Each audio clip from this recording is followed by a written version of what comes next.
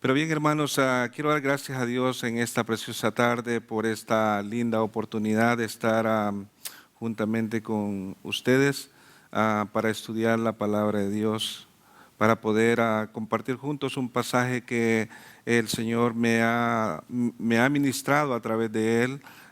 Sé que este pasaje lo han predicado acá tanto el pastor como Lucas, otros hermanos, pero creo fielmente que cuando la palabra de Dios nos ministra, aún en la repetición de pasajes, de textos, de temas, siempre nos va a traer, nos va a favorecer de una manera muy grande.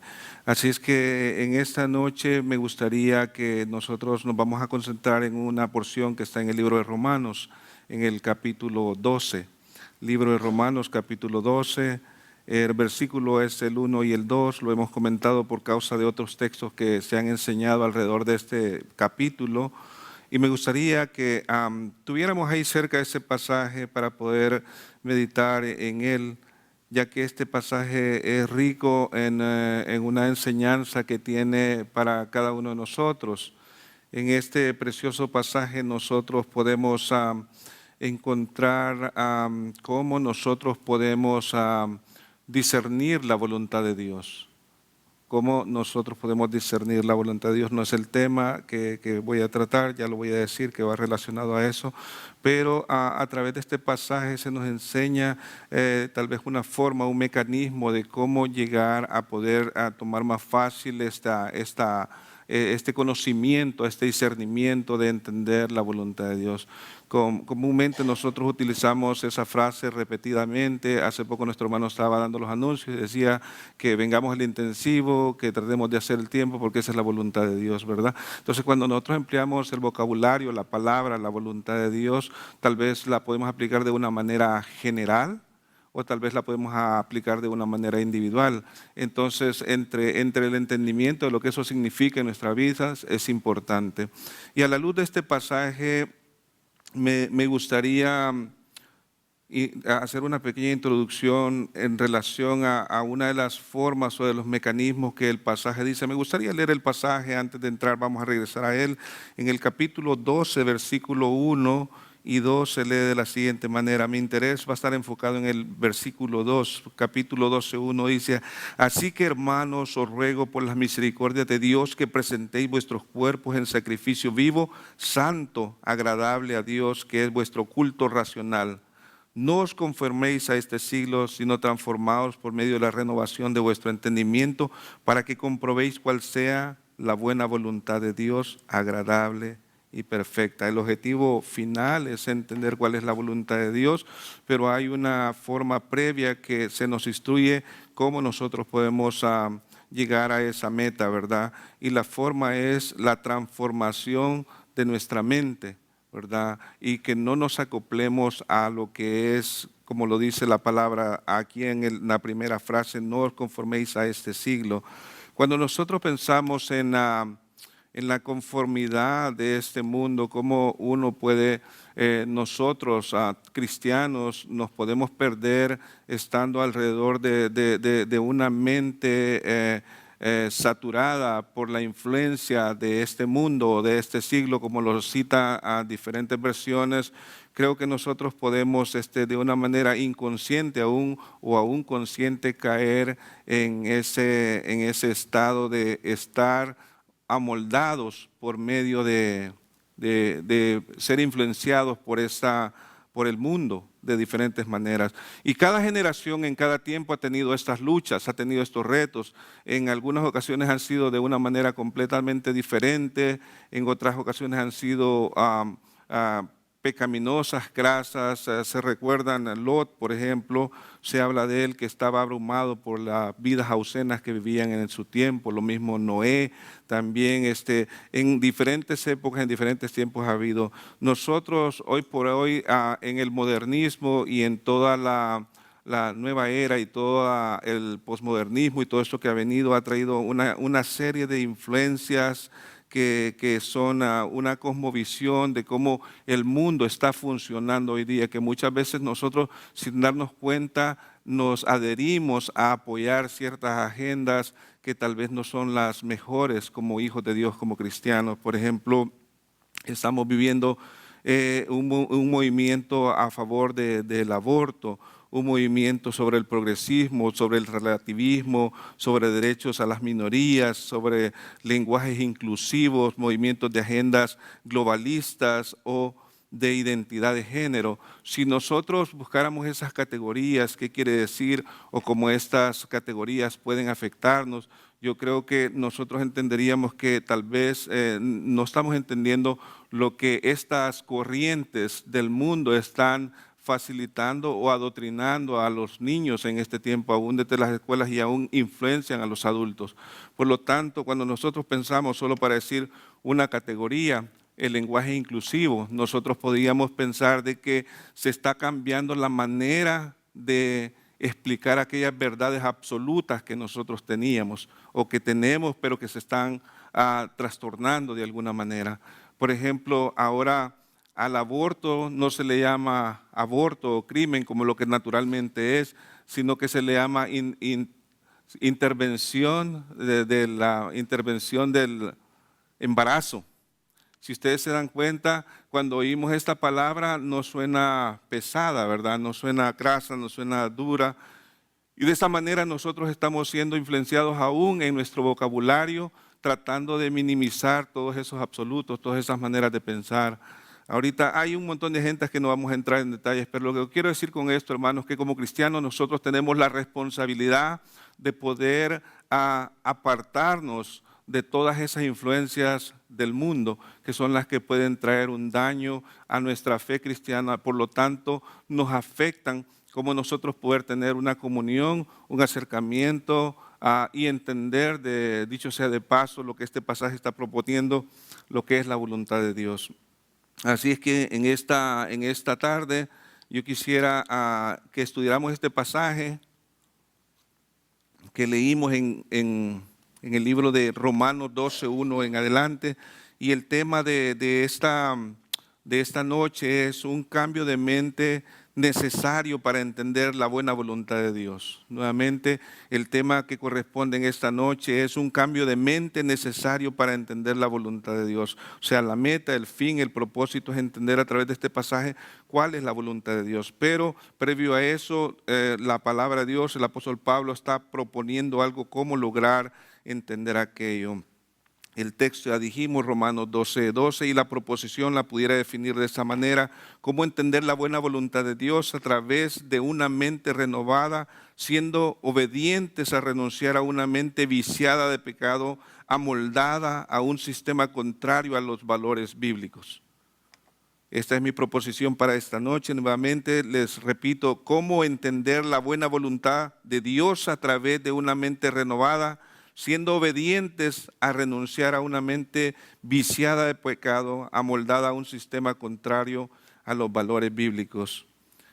Y la estructura que quiero utilizar es simple, que el pasaje cede, estos dos versículos ceden, cada uno de los dos versículos tiene una idea. Y la estructura son dos expectativas en la vida de un creyente. Hay dos expectativas en el versículo 1 y en el versículo 2. En el versículo 1 del capítulo 12 vemos una vida de adoración. En ese pasaje encontramos una vida de oración, y en el versículo 2 encontramos una vida de obediencia. Por un lado, el pasaje está cediendo para nosotros entender cómo tener una vida de adoración, y en el pasaje número 2, en el número 2 dice una vida de obediencia, y ese va a ser mi énfasis para desarrollar cómo entender la voluntad de Dios al final de todo. Vamos a encomendar este tiempo en las manos de Dios. Señor Dios Todopoderoso, en esta preciosa tarde de día miércoles que hemos presentarnos delante de ti, Señor, y presentar este tiempo para la gloria tuya, Señor, queremos que tú puedas guiarnos en la exposición de este pasaje, y que juntos podamos nutrirnos, crecer y poder apreciar la ricura de tu palabra, Padre. Padre, quédate con nosotros, guíanos, Señor. Dirígenos y permítenos que disfrutemos este tiempo. En el nombre poderoso de Cristo Jesús oramos. Ya hemos dicho que en el pasaje hay dos ideas, en el capítulo 1, en el versículo 1 y en el versículo 2. En el versículo 1 comienza el pasaje diciendo: así que, hermanos, os ruego por las misericordias de Dios que presentéis vuestros cuerpos en sacrificio vivo, santo y agradable, que es vuestro culto racional. En la primera parte del versículo es la expresión así que. Hay una conjunción que ya le hemos explicado en el pasaje, que es una conexión de los 11 capítulos previos, que se nos ha explicado toda la teología de la condición del hombre en la que el hombre se encuentra, sea religioso, sea una persona entregado al pecado en el desenfreno, o sea una persona moralista. Todos delante de Dios nos encontramos bajo pecado. Ese es el veredicto de estos primeros 11, y la proposición es que solo a través de la gracia de Cristo, a través de su misericordia, a través de eso nosotros somos salvos. Y a partir del capítulo 12 hemos visto cómo se empieza a desarrollar la práctica, cómo se vive toda esa teología, ya que nosotros encontramos ese gran regalo que el apóstol lo llama las misericordias de Dios. Su misericordia es tan grande que en resultado de esa misericordia nosotros tenemos que responder con una vida, con una actitud apropiada de adoración hacia Dios. Y es por eso que en la primera parte del versículo 1 dice aquí, así que hermanos, os ruego por las misericordias de Dios. O sea, hay un ruego, los llama hermanos, por las misericordias de Dios, que presentéis vuestros cuerpos en sacrificio vivo. Esta idea de presentarlos en sacrificio vivo es básicamente de que la persona tenga un servicio, una entrega voluntaria a Dios, que su vida pueda pertenecerle al Señor. Cuando nosotros pensamos en sacrificio vivo, tal vez al pensar en la idea de sacrificio podemos pensar en el Antiguo Testamento, cómo eran los sacrificios, que se mataba el animal, se entregaba al Señor, pero aquí el apóstol Pablo está esperando de nosotros de no entregar nuestra vida al final de nuestros tiempos para que sea y le pertenezca completamente a Él, sino que a partir de nuestra vida, que ya fue interrumpida por Él en la salvación, nosotros respondamos de pertenecerle desde ya a Él, de pertenecerle cuerpo, alma y espíritu. Como lo dice el primer gran mandamiento, amarás a Dios con todo tu corazón, con toda tu alma, con toda tu mente, completamente para Él. Y es por eso que en la primera parte de este versículo se nos invita a tener una vida de adoración, una vida de servicio. Y la segunda, y esta primera parte, el apóstol Pablo ya ha elaborado anteriormente en el capítulo 6, versículo 13, una idea relacionada a cómo es el sacrificio, la entrega o el apartamiento de despojo del pecado y estar para el Señor. Mire cómo dice en el capítulo 6, versículo 13, dice, ni tampoco presentéis, dice, vuestros miembros al pecado como instrumentos de iniquidad, sino que presentaos vosotros mismos a Dios como vivos entre los muertos y vuestros miembros a Dios como instrumentos de justicia. Si ven, la idea es parecida. En el capítulo 12:1 dice, así que hermanos os ruego por las misericordias de Dios que presentéis vuestros cuerpos vivos en sacrificio. Y en el capítulo 6 dice, ni tampoco presentéis, o sea, de una manera negativa está diciendo que no presentemos nuestros miembros al pecado como instrumentos de iniquidad, sino que presentemos vosotros mismos a Dios como vivos entre los muertos y vuestros miembros a Dios como instrumentos de justicia. Esa es la forma en la que nosotros en este primer versículo podemos comprender que aquí hay una invitación a tener una vida de comunión, de servicio, de adoración al Señor. Y en la parte B de este mismo versículo dice que es una adoración santa, dice una vida santa, dice el versículo, dice santo, agradable a Dios, que es vuestro culto racional. Y lo dice de esta manera, como el apóstol Pedro lo dice de esta manera. Si ustedes, tal vez por cuestión de tiempo, vamos a ir avanzando, lo voy leyendo. En el capítulo 1 de la primera carta de Pedro, versículos 15 y 16, se nos invita a vivir una vida santa, que es lo mismo que está diciendo aquí en Romanos, sino como aquel que os llamó es santo, sed también vosotros santos en toda vuestra manera de vivir.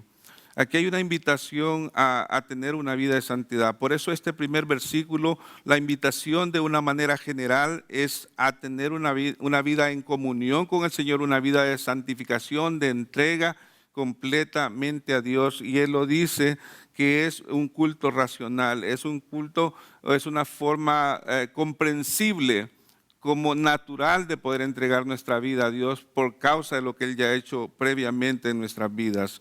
La idea tercera que podemos ver en ese mismo versículo, una vida que agrade a Dios, dice, santos agradables a Dios. Esa vida agradable a Dios es importante porque cuando nosotros entregamos nuestro servicio, nuestra santidad, cuando nos despojamos del pecado para poder, eso tiene que traer agrado a Dios por causa de la entrega que nosotros estamos haciendo. Colosenses 1:10 lo dice de la siguiente manera: para que andéis como es digno del Señor, agradándole en todo, llevando fruto en toda buena obra, creciendo en el conocimiento de Dios. O sea que la idea de nosotros venir y presentar por las misericordias de Dios nuestros cuerpos en sacrificio vivo, santo y agradable a Dios, que es vuestro culto racional, es básicamente que cada uno de nosotros pueda tener conciencia de que el Señor merece, a partir de que nosotros hemos entendido la obra de la salvación en nuestras vidas, nosotros debemos de responder de una manera no a medias, no limitada, sino que nuestra vida debe estar completamente entregada por completo a Dios, que debe haber una entrega por completo a Dios en cuerpo, alma y espíritu. Por eso se espera no solo sacrificialmente que le sirvamos, que tengamos servicio para Él, para su iglesia, para los santos, sino también que nuestra vida pueda tener una vida de santidad. Así es que vamos a pasar al segundo versículo, que es mi interés, donde me voy a detener un poquito más. El segundo versículo básicamente dice de la siguiente manera. El segundo versículo comienza, o la segunda idea, que es una vida de obediencia. Por un lado vimos una vida de sacrificio y de santidad, ahora vemos una vida de obediencia. Dice, no os conforméis a este siglo, sino transformaos por medio de la renovación de vuestro entendimiento, para que comprobéis cuál sea la buena voluntad de Dios, agradable y perfecta. Aquí hay tres ideas en este versículo que las vamos a desarrollar y podemos ver que en la primera parte dice que hay un mandamiento donde se nos manda negativamente: no os conforméis a este siglo. Hay un mandamiento negativo que comienza diciendo: no os conforméis a este siglo, que no andemos conforme a este siglo, no nos adaptemos a este siglo. ¿Y esto qué quiere decir? Dice, no debemos imitar las conductas de este mundo, tenemos que hacer un cambio directo. No debemos de imitar las costumbres de este mundo, ni tampoco nosotros debemos, o más bien dicho, sí tenemos que tener una ruptura completamente al no amoldarnos a este mundo, al poder rechazar cómo este mundo vive. La idea de no os conforméis a este mundo tiene mucho que decirnos, porque no conformarse a este siglo es no seguir las normas de este mundo. O sea, hablando del sistema que en ocasiones nos absorbe, como en diferentes contextos, como desde las modas hasta las prácticas sociales, hasta las leyes que rigen los gobiernos, muchas veces se vuelven parte de la vida cristiana, ¿verdad? Y en muchas ocasiones, como decía, todos estos movimientos que en ocasiones se vuelven de alguna manera peligrosos cuando tocan la sensibilidad de nosotros, cuando dicen, bueno, mira, ¿por qué tienes que odiar a un homosexual? ¿Por qué quieres rechazar a una persona que esté confundido en su definición de su género y todo eso?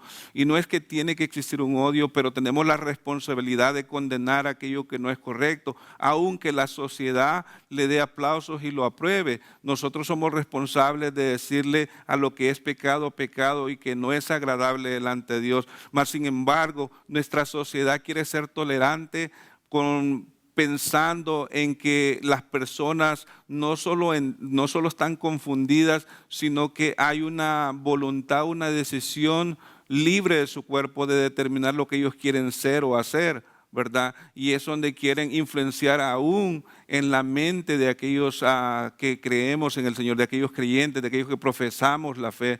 Por lo tanto, para nosotros el dejarnos o evitar dejarnos influenciar o amoldar por el sistema en el que vivimos es nuestro deber como hijos de Dios, de que nosotros tenemos una cultura tenemos una fe, una norma y fe de práctica que es la palabra de Dios, y es por eso que nosotros debemos de regirnos por nuestros valores, independientemente de los cambios sociales que puedan haber alrededor de nosotros, y esto es importante de seguirlos. Dice, no os conforméis a este siglo, dice, la palabra conforméis se refiere a adaptarse o a ajustarse. En ocasiones nos adaptamos por causa de que no quieren que nos veamos como extraños en medio de nuestros trabajos, y a veces somos permisivos o tolerantes en algunas cosas solo para que no nos etiqueten de que somos extremistas o somos de esos cristianos que le llaman fanáticos. Más sin embargo, yo creo que nosotros tenemos la responsabilidad, como lo está diciendo, de poder no mezclar nuestros valores o no ponernos ni en riesgo siquiera. Por eso cuando pensamos en la palabra no os conforméis, se refiere a una adaptación o ajustarse a las normas o patrones del mundo. Y esto muchas veces el cristiano puede caer en el letargo de ser como un camaleón, que ahora estoy en iglesia y vengo, adoro y me gozo y mi vocabulario, hermano, y todo eso lo expresamos así, y estando en nuestros trabajos, en otro contexto, celebramos las vulgaridades, el mal hablar, el mal pensar y todo esto. Esto me hace recordar hace algún tiempo cuando en una película ya por los años a principios de los 80, a finales de los 70, salió una película que se llamaba Under Fire, que era sobre la finalidad de la guerra civil en Nicaragua. Y eso hablaba que un mercenario norteamericano andaba en favor del gobierno, el gobierno de Nicaragua, y cuando triunfa la revolución sandinista, este hombre va rápido y busca un emblema del grupo de la guerrilla y se pone una boina y sale a celebrar con los que habían triunfado. O sea, cómo en un momento puede cambiar sus convicciones o lo que andaba haciendo como mercenario solo por preservar su vida, ¿verdad? En ocasiones nosotros como cristianos podemos esconder nuestro cristianismo cuando vemos que nos puede ser afectados en señalamientos o en juicios o aún en desprecio que pueda venir hacia nosotros. Pero aquí la palabra se nos está invitando a no conformarnos. El apóstol Pablo nos advierte que no debemos dejar las normas o los valores del mundo. Dice, el apóstol Pablo nos advierte que no debemos dejar que las normas y los valores del mundo secular influyan en nuestra forma de vivir.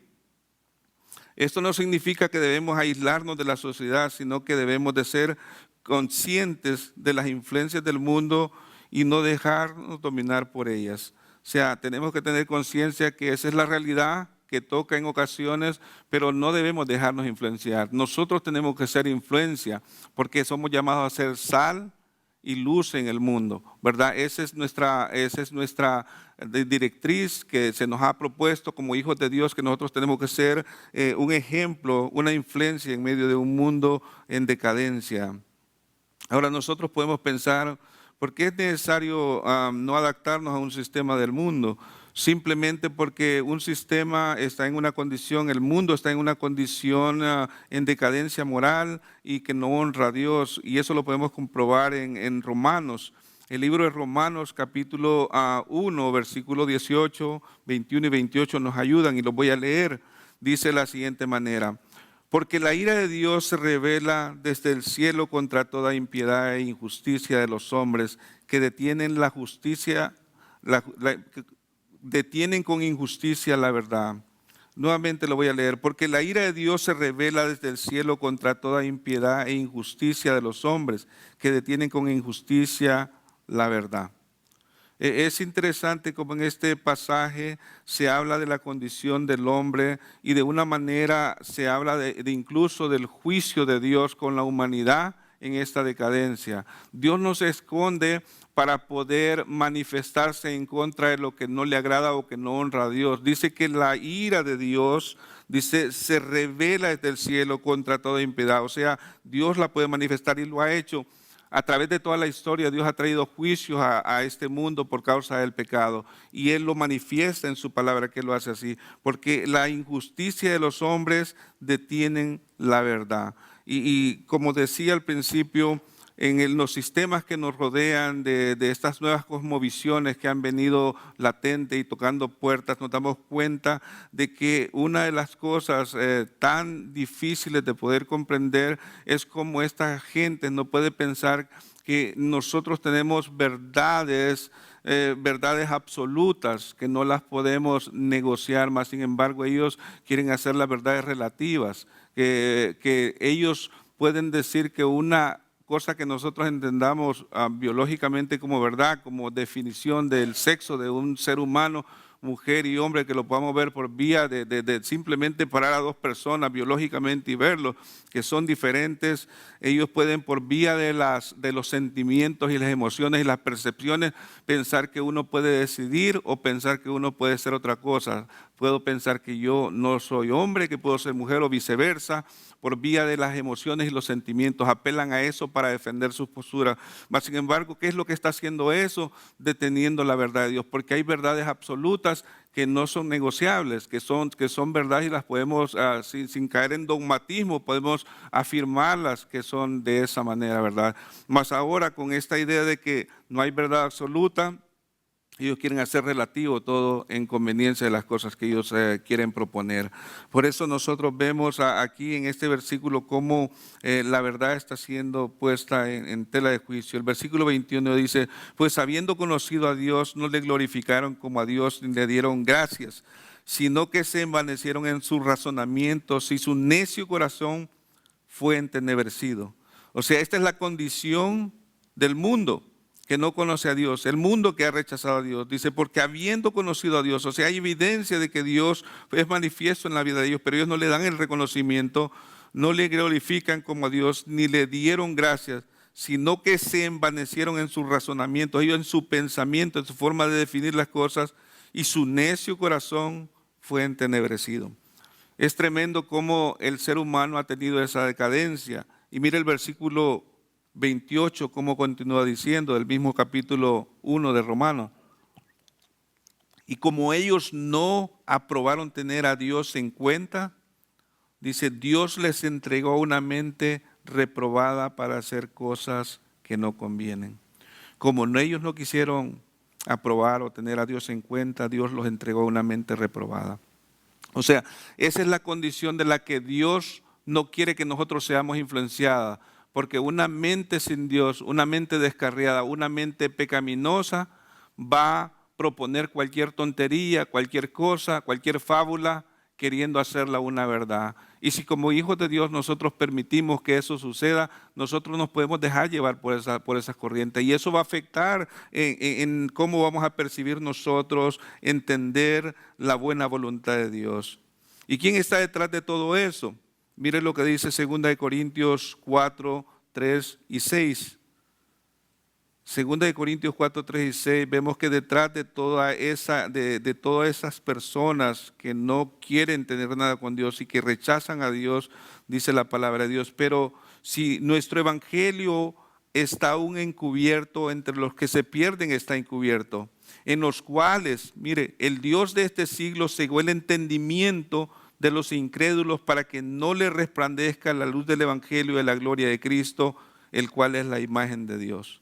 Porque Dios que mandó que de las tinieblas resplandeciera la luz, Él es el que resplandeció en nuestros corazones para iluminación del conocimiento de la gloria de Dios en la faz de Jesucristo. Por un lado, el que no ha entendido, el que ha rechazado a Dios, el mismo Dios lo ha entregado a esa inmundicia y ha caído presa bajo las manos de Satanás, que él es el príncipe de este siglo, y por eso tienen un velo y no pueden entender y están ahí cegados. Pero para el creyente dice, porque Dios que mandó que de las tinieblas resplandeciese la luz, Él ha hecho resplandecer en nuestros corazones para iluminación del conocimiento de la gloria de Cristo en la faz de Jesucristo. Esto es una bendición. Por eso también el apóstol Juan en una de sus cartas nos invita a apartarnos del mundo. En la primera de Juan 2, 15, 17 dice, no améis al mundo ni las cosas que están en el mundo. Si alguno ama al mundo, el amor del Padre no está en él. Porque todo lo que hay en el mundo, los deseos de la carne, los deseos de los ojos, la vanagloria de la vida, no proviene del Padre sino del mundo. El mundo pasa y sus deseos, pero el que hace la voluntad de Dios permanece para siempre. Para nosotros es imperativo el poder estar fuera de ese círculo, de esa influencia de este siglo, de esa influencia del mundo, de esas corrientes que no nos llevan a poder llegar a tener esa comunión con Dios. Así que al adaptarnos a este mundo es tomar una forma y ese molde afecta nuestra manera de pensar y de vivir. No nos podemos adaptar a este mundo porque va en contra de Dios, porque está gobernado por Satanás.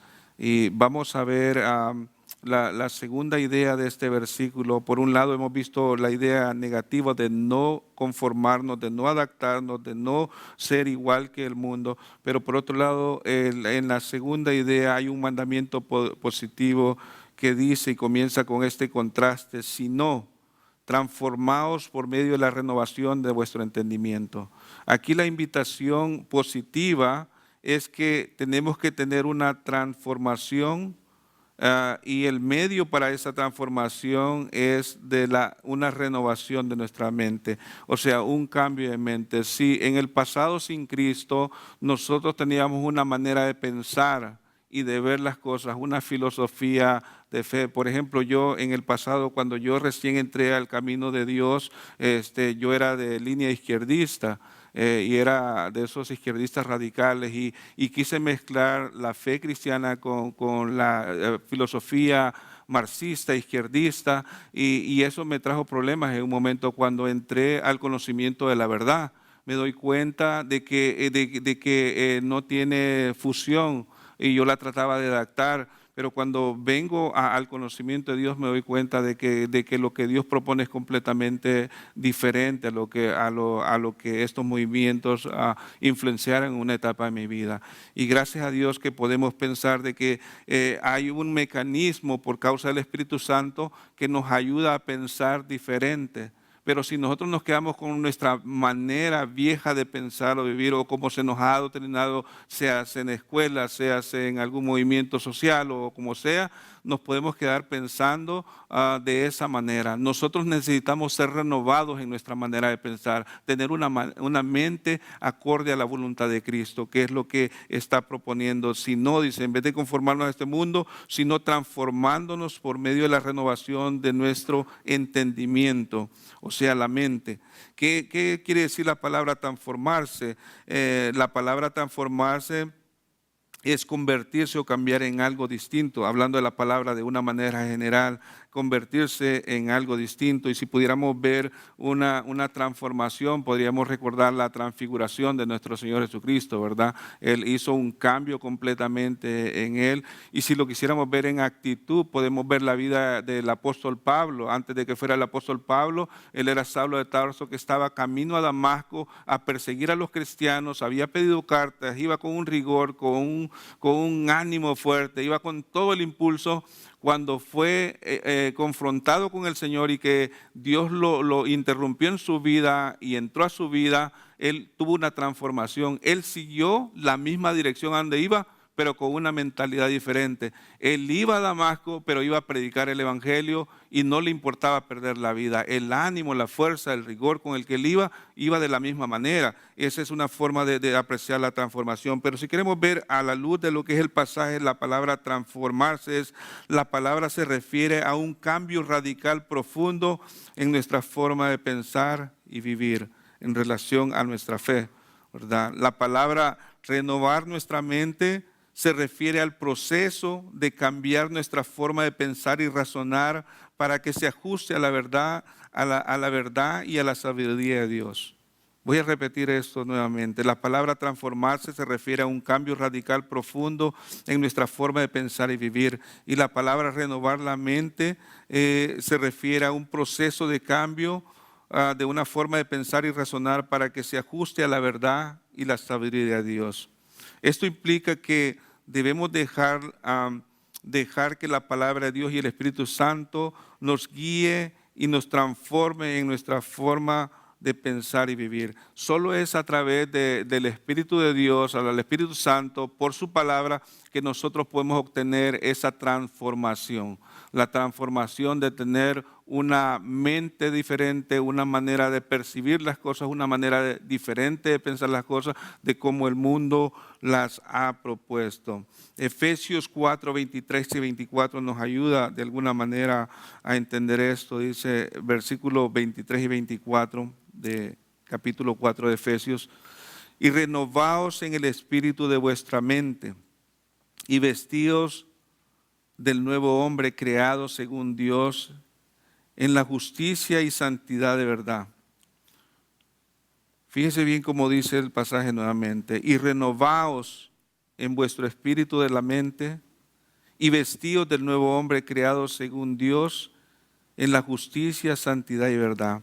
O sea, si usted se da cuenta que hay un llamado a una renovación de la mente, del espíritu de la mente de uno, y hay que vestirse de ese hombre nuevo que fue creado según Dios en justicia, santidad y verdad. O sea, esa es la nueva criatura en Cristo Jesús, que está esperando que tenga una forma de pensar y hacer las cosas. Y si no se entiende completamente, el versículo 25 dice gráficamente de qué se trata ese cambio.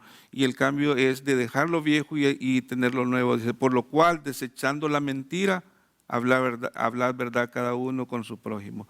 O sea, la idea es que si en el pasado me gustaba mentir, en mi viejo hombre, en la corriente pasada en la que yo vivía, ahora yo voy a ser un hombre nuevo que voy a decir la verdad. O sea, vamos a tener ese cambio de pensamiento, ese cambio de mente que nos va a ayudar a ver nuestra vida cristiana de una manera diferente. Ese es el cambio de mente. En 2 Corintios 4:6 dice: porque Dios, que mandó que de las tinieblas resplandeciese la luz, es el que resplandeció en nuestros corazones para iluminación del conocimiento de la gloria en la faz de Jesucristo. Precioso pasaje que nos anima a poder darnos cuenta de que como creyentes no nos podemos conformar a seguir viviendo en nuestra forma de vida pasada, cómo razonábamos y cómo pensábamos cuando no éramos creyentes, y que aún tal vez no hemos hecho ese cambio radical que necesitamos hacer de cómo percibir, pensar y razonar a la luz de la palabra. Pero es solo por la obra del Espíritu de Dios. Mire, porque Dios, que mandó que de las tinieblas resplandeciese, Él es el que resplandeció en nuestros corazones para iluminarnos del conocimiento de la gloria de Dios en la faz de Jesucristo. Eso es precioso. ¿Por qué necesitamos el poder tener una mente transformada, una mente renovada de nuestro entendimiento? ¿Por qué necesitamos eso? Simplemente porque usted y yo, si nosotros no tenemos una vida entregada al Señor, una vida de santidad, si no tenemos una mente renovada, se nos va a hacer difícil entender la voluntad de Dios, ¿verdad? Cuando nosotros venimos a pensar, ¿cómo nosotros podemos razonar y pensar en cómo yo entiendo la voluntad de Dios? Usted y yo nos vamos a hallar en diferentes momentos de la vida en los cuales vamos a estar pensando, vamos a aplicar para un trabajo, y en el momento que estamos aplicando nos salen otras dos propuestas de trabajo y la pregunta del millón llega: ¿cuál es la voluntad de Dios en este trabajo? ¿Me conviene o no? ¿O voy a hacer esto? ¿Es la voluntad de Dios que yo cambie de iglesia? ¿Voy a acercar la voluntad de Dios cuando pasa un acontecimiento que me está afectando en mi vida? Por ejemplo, un familiar enfermo o la pérdida de un ser querido. ¿Cómo nosotros percibimos la voluntad de Dios? ¿Cómo nosotros razonamos y entendemos que esa es la voluntad de Dios? Usted y yo vamos a poder ser más efectivos en entender la voluntad de Dios cuando nosotros hayamos hecho el ejercicio primero de entregar nuestra vida a Dios, que fuera completamente de Él, que tengamos una vida continua de santidad, lo que le llamamos la santidad progresiva, que es lo que está diciendo el versículo 1, entregar nuestros cuerpos en sacrificio vivo al Señor. Pero también necesitamos no adaptarnos al mundo, a la vida pasada o a la influencia del mundo que está alrededor de nosotros, sino contrario a eso, buscar diariamente una renovación de nuestra mente. ¿Y cuál es nuestra fuente o de dónde vamos a sacar todo eso? De la palabra de Dios, de la comunión con Dios, del contacto que tengamos con Dios. Si usted y yo dejamos de orar, si usted y yo dejamos de congregarnos, si usted y yo no tenemos reunión con los santos, si usted y yo no dedicamos un tiempo exclusivo para el Señor, si no le buscamos mañana, tarde y noche, si no sentimos que la palabra es delicia a nuestro paladar, que la palabra es lámpara a nuestro caminar, nosotros no vamos a poder entender la voluntad de Dios y nos vamos a hallar en el momento que voy para la izquierda, voy para la derecha. ¿Cuál será la voluntad de Dios? ¿A dónde voy a ir la voluntad de Dios? Y cuando caminamos para otro lado, después de que hemos pensado que esa fue la voluntad de Dios, decimos, no, no era la voluntad de Dios. Entonces no tenemos el entendimiento para hacerlo simplemente porque Dios no nos ha dado la capacidad, porque no hemos vivido la vida que el Señor quiere que nosotros vivamos para poder glorificarle con nuestra vida. Y eso nos va la sabiduría para nosotros poder entender en esos momentos que tenemos que discernir la voluntad de Dios. Es importante, la última palabra de esta dice, para que comprendáis cuál sea la buena voluntad de Dios, agradable y perfecta. Cuando nosotros pensamos en la voluntad de Dios, fíjense que aquí la describe de tres maneras. Dice que la voluntad de Dios es buena, es agradable y es perfecta. Y yo pregunto, ¿cuándo es buena la voluntad de Dios? Cuando de repente nos encontramos convalecientes de salud y podemos pensar nosotros, ¿es la voluntad de Dios que yo esté convaleciendo de salud en este momento? ¿Ese es el propósito de Dios? ¿Esa es la permisión de Dios? ¿Ese es el deseo de Dios en nuestras vidas? Podemos razonar, dice que la voluntad de Dios es buena, es perfecta, es agradable. La palabra comprobéis se puede tomar también como discernir, y pudiéramos decir para discernir cuál sea la voluntad de Dios agradable y perfecta. Para discernir es cómo puedo identificar que esta es la voluntad de Dios, si esta es la persona con la que me voy a casar, cómo puedo tener la sabiduría de Dios de darme cuenta de esa verdad, o cómo puedo discernir si yo le he orado a Dios que estoy cansado en este trabajo y que quiero un trabajo nuevo y en este momento quiero desistir del trabajo. ¿Es esta la voluntad de Dios? Solo cuando nosotros vivimos una vida cerca al Señor, en esa comunión lo vamos a hacer posible. Vamos a poder entender y al final del resultado, que en ocasiones no va a ser el que esperamos nosotros, vamos a terminar diciendo gracias Señor porque esta era tu voluntad. Esto me hace recordar, hace algunos meses estaba una hermana en un estudio casero pidiendo oración por un trabajo. Y ella estaba emocionada porque el trabajo iba a ser más cerca, iba a ganar más, tenía muchas ventajas. Y oraba y decía, pasé la primera entrevista, gloria a Dios, la segunda entrevista, bendito sea Dios que todo va bien. Y voy a la tercera entrevista y cuando llegamos el día de estudio, le preguntamos, ¿cómo te fue en la entrevista? Todo estuvo bien, dice. Y nosotros dijimos, bueno, ¿te dieron el trabajo? No, no me lo dieron, dice. Y nos quedamos, ¿pero por qué andas tan contenta? Porque esa es la voluntad de Dios, dice. Entonces, ver eso de esa manera es importante, ¿verdad? Que cuando vemos acontecimientos aún negativos a nuestro ver, nosotros apreciarlos como que la voluntad de Dios tiene sentido. ¿Por qué? Porque aquí la define como voluntad buena, agradable y perfecta. O sea, agradable en el sentido que nos da gracia, nos da alegría y creamos alegría al Señor cuando confiamos en Él de esta manera. La palabra discernir se refiere a la capacidad de distinguir y entender la voluntad de Dios. La voluntad de Dios no se refiere solo a las acciones que debemos realizar, sino también a la forma en la que debemos vivir y pensar, ¿verdad? Porque muchas veces nosotros, bueno, si es la voluntad de Dios, barro la iglesia y estamos con la cara larga haciendo el trabajo. No, no solo son las acciones, sino la actitud apropiada y la forma como vivimos lo que hacemos para el Señor, ¿verdad? Todo eso es importante. Al transformarnos y renovar nuestra mente, podemos discernir la voluntad de Dios y vivir de acuerdo a ella. Lo que es bueno, agradable y perfecto. Esas palabras se refieren a la naturaleza y a la voluntad de Dios. La voluntad de Dios es buena porque proviene de un Dios bueno y amoroso. La voluntad de Dios es agradable porque nos trae alegría y satisfacción. La voluntad de Dios es perfecta porque está completa y sin defectos. Nosotros podemos ver que en la oración, que la conocemos como la oración del Padre Nuestro, en Mateo 6:10, el Señor Jesucristo en una de las frases dice: venga tu reino, hágase tu voluntad. ¿Verdad? Esa expresión es bien importante que nosotros la apreciemos. Cuando se está orando: Padre nuestro que estás en los cielos, santificado sea tu nombre, venga tu reino, hágase tu voluntad, como en el cielo, así en la tierra. O sea, hay una expresión de seguridad y confianza de que la voluntad de Él es mejor que nuestra voluntad, porque está sobre ella, ¿verdad? Y si nosotros pudiéramos ver algo más grande en relación de nuestro Señor Jesucristo, Jesucristo cuando estaba en el huerto de Getsemaní dijo en los momentos de agonía, en Mateo 26 ustedes pueden encontrar en el versículo 38, 39 y el 42, lo voy a leer, dice: Jesús en ese momento donde estaba, en ese momento de angustia, ya para ser poco tiempo de ser crucificado, el versículo 38 dice: entonces Jesús les dijo: mi alma está muy triste hasta la muerte. Quedaos aquí, velad conmigo. Versículo 39 dice: yendo un poco adelante, se postró sobre su rostro orando y diciendo: Padre mío, si es posible, pase de mí esta copa, pero no sea como yo quiero, sino como tú.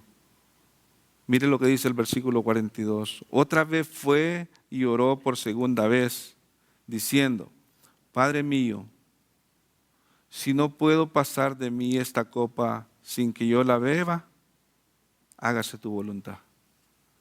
Es nuestro Señor Jesucristo que está modelando para nuestras vidas de que la voluntad nuestra está bajo la voluntad de Dios.